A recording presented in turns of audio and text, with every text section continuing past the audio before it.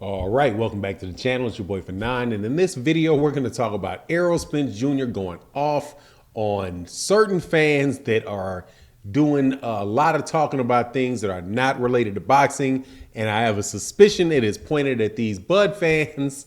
Let's talk about that in this video.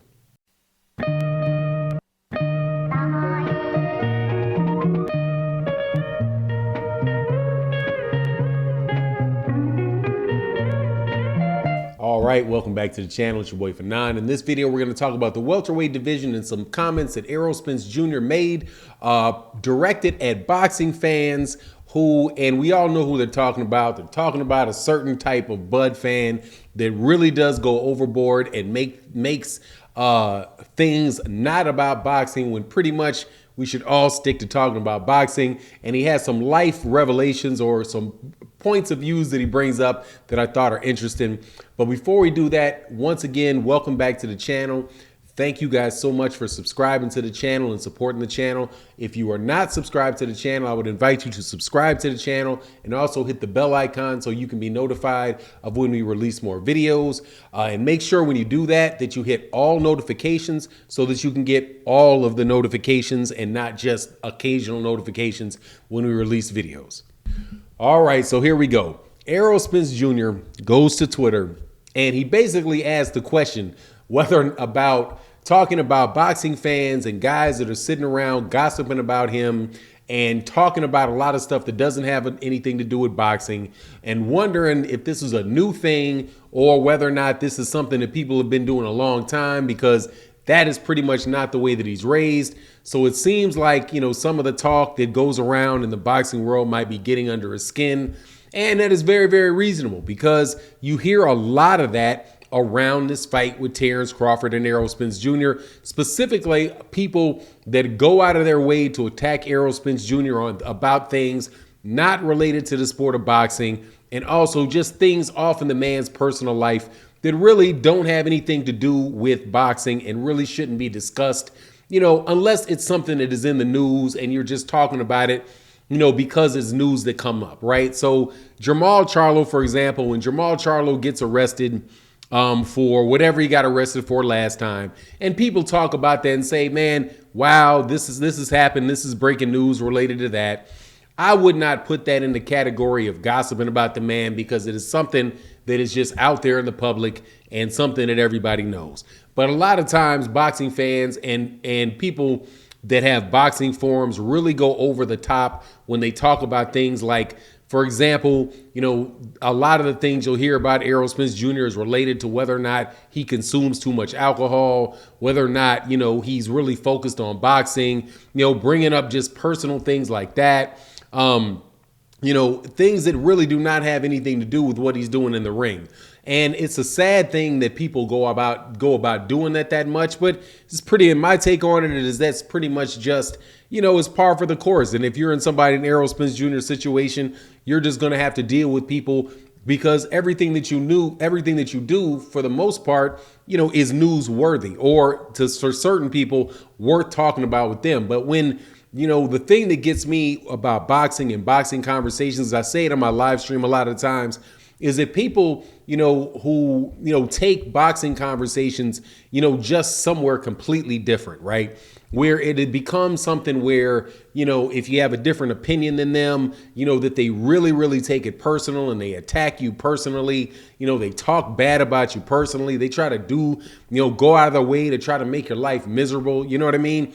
And that's just miserable people. And I think, you know, that it's safe to say that there are miserable people in every area of human endeavor. If you are at work, there's going to be some miserable people at work that are going to be trying to suck you into some drama at work. If you're at church, there's going to be some miserable people at church that are going to try to suck you into some drama at church. If you're at a boxing match, people that are going to try to make you miserable and suck you into some drama anywhere you go, man, because that's just, when a person is like that, they're going to be like that in pretty much every area, you know, of their life. And to the way that you see it take place in boxing, especially in boxing conversations on YouTube, boxing conversations on Twitter, boxing conversations on Facebook, is it really, really can get absolutely positively toxic. because people take it to the ultimate extreme. So say, for example, you say, oh, well, I like American fighters, right? And you support certain American fighters, or and those are black fighters. People will come out there and call you racist. They'll call you this, that, and the other thing, right? All because you're not supporting their guy, or, more really, they're trying to look for a reason to be able to throw and spew that garbage at you just because they're just, generally speaking, miserable people. But with this whole thing with Errol Spence Jr. and Terence Crawford, it's not quite as bad, I don't think, as what it was with Anthony Joshua and Deontay Wilder. Some of the things that you heard people say about Deontay Wilder and his personal life, and what he was doing and what he can't do, it's just pretty much amazing to me, man. So I agree with Errol Spence, man, and the fact that just to have people continually doing that stuff when boxing and sports in general is supposed to be enjoyed, you're supposed to have fun with it, man. But it's just certain people can't have fun in their lives. That's my take on it. I don't think now him asking the question, is this something new, man? Absolutely not. This is nothing new about a bunch of people trying to drag down somebody that is doing well. However, I want to be very clear in what the difference between, say, for example, you criticizing Errol Spence Jr. and Errol Spence Jr.'s, what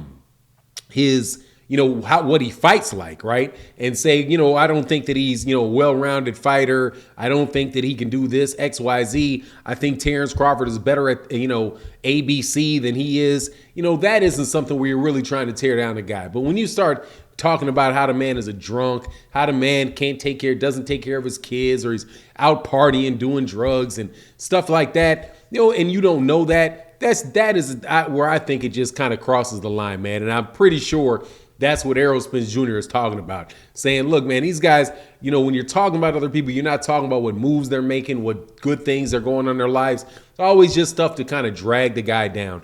And it gets old, man. But Errol Spence Jr. shouldn't feel alone in that regard, because it's not just celebrities get that, or big-time boxers that get that. You get that on YouTube, where people are speculating about your life and speculating about why you do this and why you do that. Again, those are by and large just miserable people who are trying to spread misery to other people. And in fact, a lot of people, even when I say this, these are, certain Bud fans doing this, a lot of the guys that do that related to Errol Spence Jr. are not really Terence Crawford fans, because when Terence Crawford turns around and needs support from them in some other area, they're not for them, right? They're not there for him. For example, when the stuff what happened with Bob Arum, not a whole lot of people jumping out there supporting Terence Crawford on that stuff.